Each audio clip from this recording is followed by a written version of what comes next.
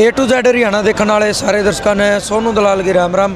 टिकरी border पर आप बैठे रहा, पता है भाई अपन ने कल एक वीडियो बनाई थी और उसमें बताया था कि कुछ किसान नेता जो बीजेपी के मंत्री SYL का मुद्दा न उजागर कर रहे थे, उस मुद्दे ने दबाण खातर उसका एक जवाब इन मौन उपवास करके उसका जवाब दिया। तो इब इनका उपवास पूरा होया है 11 से 5 बजे तक। तो इब इनने वह पूछांगे भाई इनका उन तक के जवाब था। तो राम राम जी। नमस्कार। आज हरियाणा के जितने शहरों में लोगों ने मौन उपवास रख के शहीदों को श्रद्धांजलि दी है और भाजपा का जो दुष्प्रचार था SYL उसके खिलाफ भी लोग मुखर हुए हैं। यहाँ तक कि पूर्व हमारे मंत्री वीरेंद्र सिंह की आत्मा भी कुछ जागी है। उन्होंने कहा कि मेरे नाना छोटू राम के जो कानून थे उन कानूनों को जिस तरह से ख़त्म किया जा रहा है, मोदी जी इस पे जल्दी से संज्ञान ले।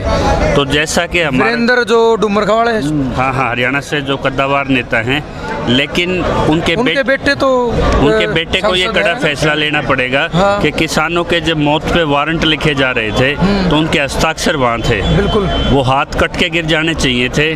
तो पश्चाताप करने का समय अब उनके सांसद पुत्र का है और उन 9 सांसदों का है कि उन्होंने अगर आगे राजनीति करनी है तो आज जो किसानों के पक्ष में अपनी भूमिका स्पष्ट करके जो किसानों के बीच है उसी को हरियाणा में स्वागत होगा। नहीं तो बहिष्कार का अभियान ये बहुत ज़ोर से चल रहा है। और यहाँ तक कि दोनों सिंघ बॉर्डर पे और टिकरी बॉर्डर पे ये संदेश हरियाणा से आ रहे हैं। कल मुख्यमंत्री की रैली का भी उनके रास्तों पे सारे काले झंडे दिखाने की लोगों ने तैयारी कर ली है और वो भी एक बहिष्कार के कारण रद्द होती दिखाई देगी। तो 5 सवाल की, जैसे कि हमारे प्रदीप धनखड़ जी हैं, ये प्रदेश अध्यक्ष हैं अखिल हरियाणा न्यूनतम समर्थन मूल्य संग्रह समिति के भाई हमारे साथ हैं। ये खाप प्रधान हैं हमारे राजपाल जी और महावीर जी हैं हमारे किसान नेता और सुदेश गोयल जी बैठी। कई साथियों ने आज अनशन किए, यहाँ 8-10 किसानों ने, सामाजिक कार्यकर्ता भी रहे। तो 5 सवाल जैसे किसानों की तरफ SYL पे उठे हैं।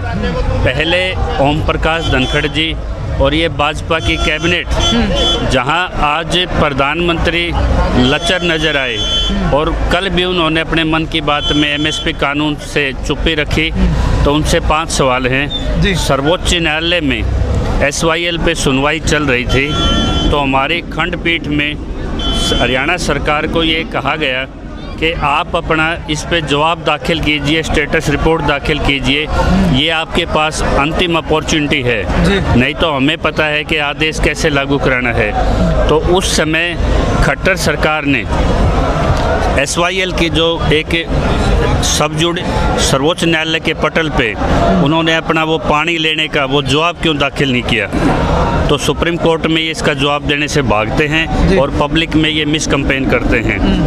तो क्या आपका अभियान जो आप चला रहे हैं पूरे हरियाणा में, क्या ये कंटेम्प्ट ऑफ कोर्ट की श्रेणी में नहीं है क्या? क्योंकि आप कोर्ट के पैरेलल एक फ़ैसला लेने के लिए लोगों को उकसा रहे हैं, तो क्या ये आपके पदों के दुरुपयोग के साथ आप पे कंटेम्प्ट की कार्रवाई नहीं होनी चाहिए? दूसरा सवाल ये है किसानों की तरफ से, पिछले 6 वर्षों में सिंचाई बजट में बहुत ज़बरदस्त कटौती की गई। जो टेल तक पानी पहुँचाने का था वो एक सिर्फ नारा बन के रह गया। और जो आपने देखा होगा कि सॉइल चेक सिस्टम था जो अमेरिका के उस कंसेप्ट का कॉपी किया गया, जहां सॉइल हेल्थ ख़राब थी या कंटेंट की कमी थी वहां सरकार ने उस पर कोई मास्टर प्लान नहीं बनाया कि उस ज़मीन को उपजाऊ किया जाए। तो आप सांकेतिक चीज़ें करते हैं। उसाऊ डैम के लिए खट्टर सरकार ने आश्वस्त किया था, लकवार डैम की बात हुई थी। पाक की तरफ जो हमारा पानी व्यर्थ बह रहा है उसको आज अंतर्राष्ट्रीय जल संधियों के तहत भारत के हिस्सेदारी में कितनी बार भारत सरकार ने या भाजपा सरकार ने पाक सरकार से वार्तालाप की है, पत्र व्यवहार किया है, कृपया पहले वो अपना वो सार्वजनिक करें। और तीसरा ये है कि सर्वोच्च न्यायालय के सामने जब ये आप न्यायालय में यदि विश्वास करती है सरकार, तो उन्होंने कहा कि जब तक सुनवाई हो, जब तक इन 3 कानूनों पे रोक न लगाई जाए तो वहाँ भाजपा सरकार मौन क्यों है? एक 90% हमारे दादू पर नलवी नहर थी जिसका कार्य हो चुका था 90% पूरा, वो सिंचाई के लिए तैयार थी, तो आपने नए भूमि अधिग्रहण के तहत उसको डी नोटिफाई क्यों किया? क्योंकि नए भूमि अधिग्रहण के तहत इसी भाजपा सरकार ने 1 इंच भी ज़मीन नहीं अधिग्रहण की है, क्योंकि उसमें 4 गुना मुआवजा देना पड़ता, पुनर्स्थापना के लाभ होते, तो वो लाभ नहीं देना चाहते, तो आपने डीनोटिफिकेशन क्यों किया। दूसरा, दक्षिण हरियाणा की जितनी भी सिंचाई परियोजना थी, आपने जब बजट पास किया हरियाणा सरकार का, आपने उसमें 1% भी कहीं राशि रखी हो तो बता दें, या आपने कोई प्लानिंग उसकी की हो, या उस पर आप एक कदम भी चले हों, तो वो किसानों को आप पहले उस पर स्पष्ट कर दें। जब हमारे एग्रीकल्चर मिनिस्टर, जिन पे पानी की बहुत बड़ी जिम्मेदारी होती है कि सिंचाई का पानी दें, कृषि की व्यवस्था करें, जब रजिस्ट्रियाँ बंद थी तो ऑनलाइन रजिस्ट्री की बजाय उन्होंने ऑफलाइन रजिस्ट्री जो की है, क्या सरकार उसको रद्द करेगी?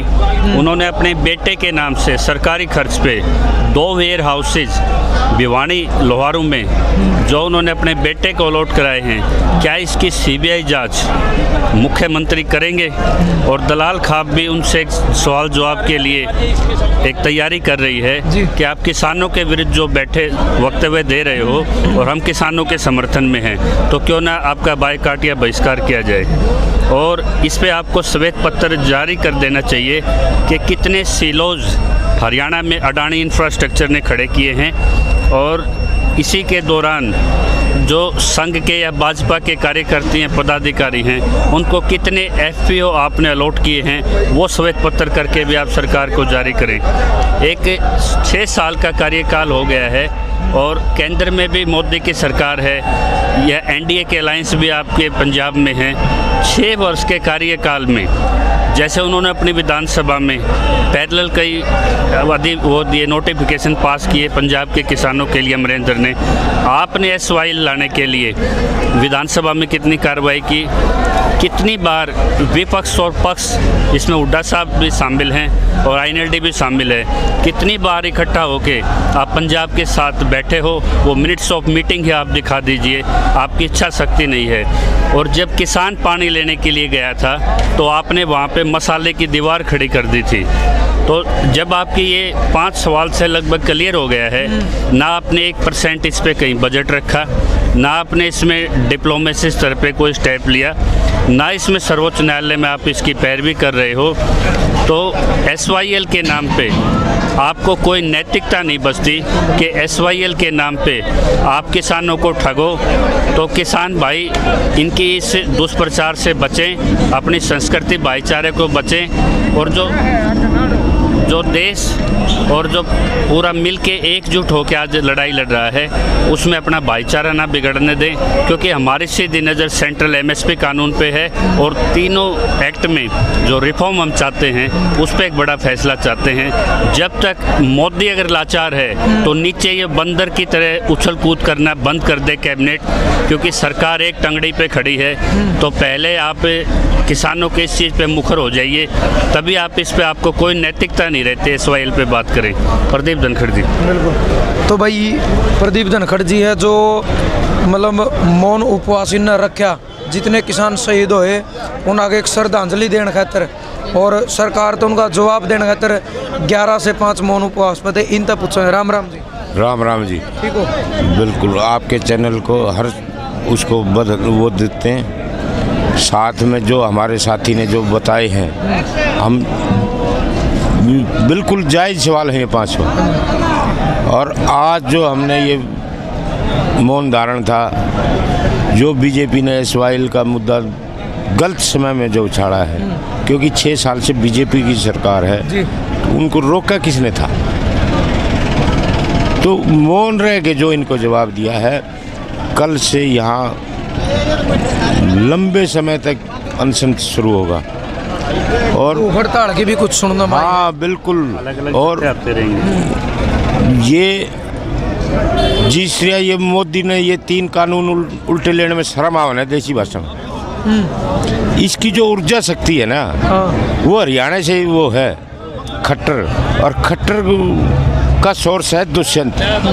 तो दुष्यंत का नाक पकड़ना पड़ेगा हमने, उसके तो 48 घंटे हो कि ना हो, लेकिन किसान ने ऐलान कर दिया, ये तो किसान ने ऐलान कर दिया, जब तक 3 काल ये काले कानून वापस ना होंगे और जब तक ये दुष्यंत का समर्थन वापस नहीं होगा, इतना ये अनशन जारी रहेगा। कल जो ये हमारे 30-32 ये शहादत दे चुके हैं किसान, इनको श्रद्धांजलि दे के बिल्कुल परमानेंट टेंशन का वो कर दिया कि भी न्यू देखेंगे ये काफर जीते हैं, किसान जीते हैं। चलो बहुत बढ़िया। राम राम जी। राम राम जी। आप क्या कहना चाहोगे? मैं ये कहना चाहता हूँ कि आज हम मौन धारण इसलिए कर रहे थे क्योंकि हमारे 30 से भी ज़्यादा साथी शहीद हो चुके हैं, अपनी आहुति दे चुके हैं, और फिर भी सरकार के कानों पर जूं नहीं रेंग रही है। मुझे याद आता है जैसे कि रोम जल रहा था और नीरव बंसी बजा रहा था, वही हाल आज इस सरकार का है। हम इनको बता देना चाहते हैं कि तुम्हारी फूट डालो और राज करो की नीति अब नहीं चलेगी। देश को बर्बाद करने की नीति छोड़ दो और किसानों की सुन लो, नहीं तो ये किसान देश में एक ऐसा आंदोलन खड़ा कर देगा जो आज भी वह नहीं सोच रहे हैं, लेकिन उसके गंभीर नतीजे इनको भुगतने पड़ेंगे और देश फिर से इस क्रांति की राह पर चल पड़ा है। उस राह पर अब आगे ही बढ़ते रहेंगे। जब तक हमारी आखिरी सांस है तब तक हम इस आंदोलन में रहेंगे। बेशक चाहे हमारी जान चली जाए, हम पीछे हटने वाले नहीं हैं और इसको झुका कर रहेंगे। इसको पीछे हटने पर मजबूर कर देंगे, इनको वापस लेने ही पड़ेंगे। ये काले अंग्रेज़ हैं और काली टोपी लगाकर काले धन के बल पर आ गए। सारा देश अब इनकी चाल को समझ चुका है। तो जी राम राम जी। राम राम भाई। आप क्या कहना चाहोगे? भाई मैं यूँ कहना चाहूँ हूँ, आज वो धरने पर बैठे थे, मैंने खबरा में देखा है, अरे ये बालक दिखाऊँ थे फोन में, वो बीजेपी वाले आए हैं, किसान यूनियन वाले ना वैसे डाल बताए हैं जो कर खेत में अमेरिकन टांगर पर जा रहे ना, न्यू लठ लेकर उनका पाछा लाग रहे थे। और भाई मैं तो उनका असला उपवास जब मानूँ, अगर वो जो है ना इसका SYL का पानी पी कर ना उपवास खोल रहे जो कर मैं बैठा हूँ काल का और वादा करूँ हूँ। कल की रैली के बारे में क्या कहूँ? हाँ, कल की रैली के बाद भाई जो है ना मैं तो न्यू कहूँ हूँ, अगर ये नहीं उठना चाहिए। और मैं जो कर मैं बैठा हूँ ना काल का बैठा हूँ मैं, जब तक इसका फैसला नहीं आ लेगा ना 2 टाइम चाय और हुक्का पीऊँगा भाई। मेरा हंसली उनका तो तड़के रोटी खा गए हैं, वो बता दियो बैठने भी को नहीं दिए, घनखरे जिले में न्यू बन रही है। और अब को बता नहीं आओगा तो हम तो जो ना अपने जान दे सका बाजा नहीं। और बाजू करो रामदेव पर सूट सलवार पहन के बाज गया था, लकोली दी मुँह से बड़े को पकड़ने भी आओगा कि मैं होगा ना तो ताऊगा तो तुर्रा जो है ना जीप में अड़ेगा, ताऊ सूट सलवार पहनेगा नहीं बाजेगा। तो ये जो है ना असल एक किसान के बयान है। और भाई जो है ना मैं शोभराम कलकल का पोता जो पीढ़ी में तो हूँ, जिसने कलानौर पर जो है ना अपने 5 छोरे के साथ और खुद की कुर्बानी दे दी थी। भाई जो है ना ताऊ तो औरत है जो है ना बलिदान देगा जा सका है। यो फैसला है बिना जो है ना ताऊ अन्न नहीं खाओगा, खाली 2 टाइम चाय और हुक्का पिएगा। यो आखिरी फैसला है। अच्छा जी।